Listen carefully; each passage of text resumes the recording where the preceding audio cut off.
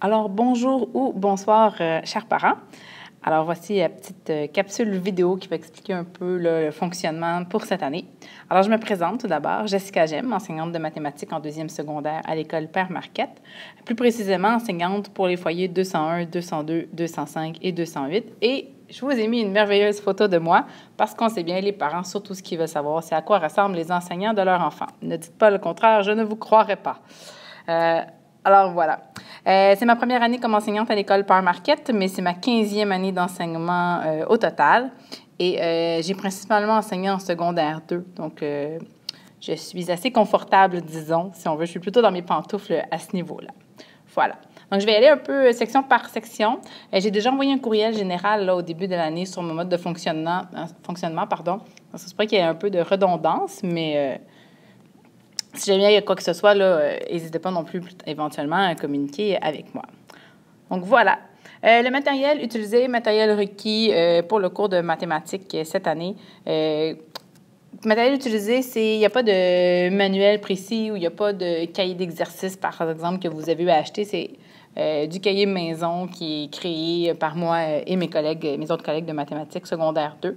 Donc, comme je le disais, ça fait longtemps que j'enseigne en secondaire 2, donc j'ai beaucoup créé de matériel, donc ce n'est pas un problème. Donc, autant cahier de notes que cahier d'exercice.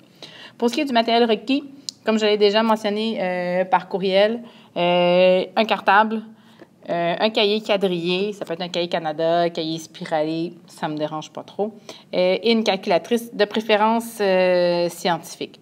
J'ai déjà envoyé plusieurs courriels à certains parents concernant, mettons que leur enfant manquait un cartable ou une calculatrice.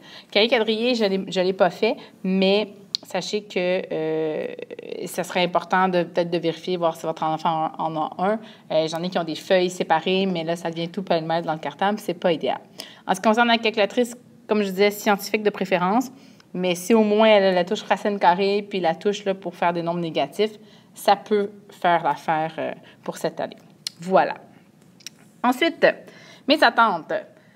Donc, travaux, moi, je suis une enseignante qui essaie d'aller voir chaque cours, au moins ses élèves une fois pour vérifier leur compréhension. C'est pas toujours facile, on s'entend avec des classes à 28 élèves, mais j'essaye. Donc, j'essaie beaucoup d'observer, d'évaluer. En fait, pour moi, dans ma tête, évaluer, ça veut dire vérifier aussi la compréhension de certains concepts chez mes élèves. Donc, j'essaie de me faire une tête le plus souvent possible. En ce qui concerne les devoirs, ça va être très rare que je vais en donner. Je considère que les élèves qui ont besoin d'aide, bien, je ne pense pas que c'est le devoir la solution, ça passe plus par la récupération ou de l'aide individuelle. Par contre, pour les élèves qui se seraient absentés pendant plusieurs cours, bien, là, en effet, il y a un rattrapage à faire. Donc, c'est à eux de voir peut-être de reprendre des notes de cours, des exercices à la maison.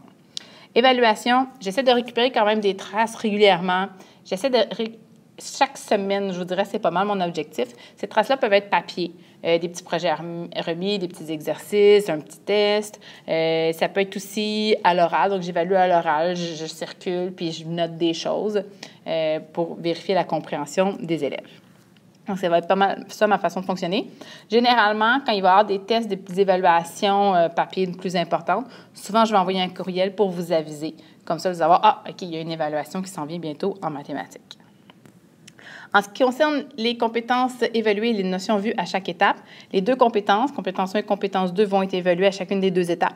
Cette année, il n'y a que 2 étapes comme l'année passée, donc la première qui compte pour 40 % que se termine en janvier et la deuxième qui compte pour 60 %.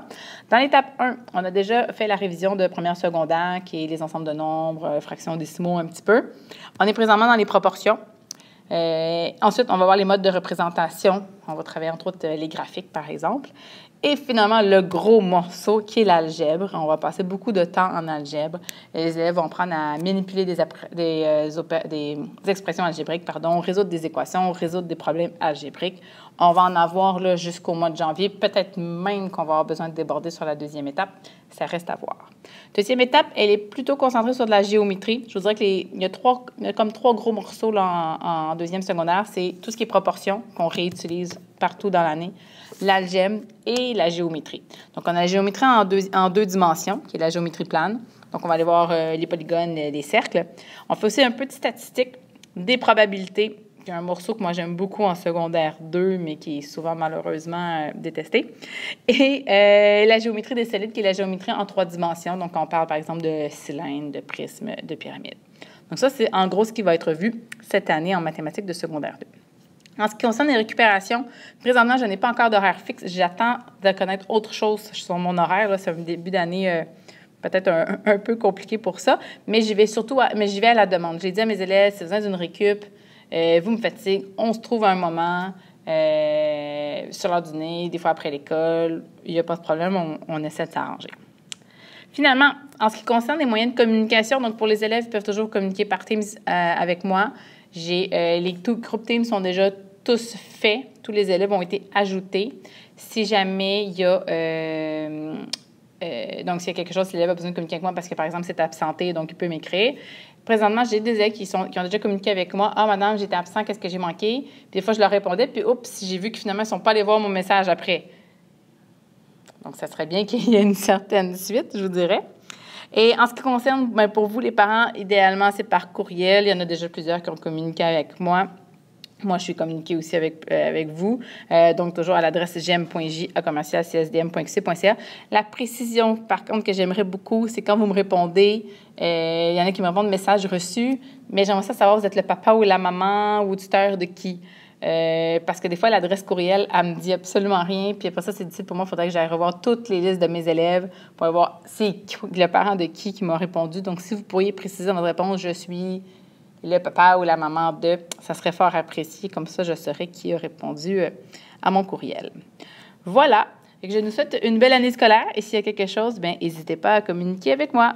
Bonne soirée ou bonne fin de journée.